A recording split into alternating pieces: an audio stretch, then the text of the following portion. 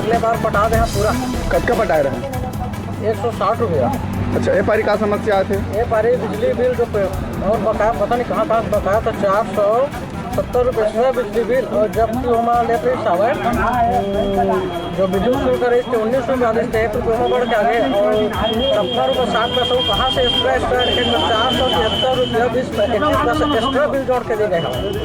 ये संबंध में बात करो आप मन अधिकारी मन ले ओकरे लिए आ रहे हैं। हाँ, लेकिन अभी बंद हवे और एक पहले भी अगले बार भी उसने बढ़ा के भेजे, सब बात कर रहे हैं तो हम कुछ कम हो गए दिशा। लेकिन ये रानी का पता नहीं कैसे करा थे, तो ऑफिस पर बंद कर दे, गेट बंद कर दे, बात होते हैं।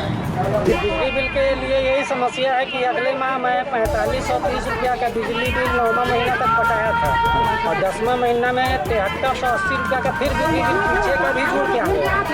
इस संबंध में बात की अधिकारी से, क्या उनका कहना है? अधिकारी से अभी बात नहीं किया हूँ, वो गेट बंद है, गेट खोल नहीं रहे हैं और यही समस्या है कि उनसे मैं सलाह लेने आया था कि ऐसा क्यों हुआ, लेकिन गेटें नहीं खोल रहे थे, मैं किससे बात करूँ।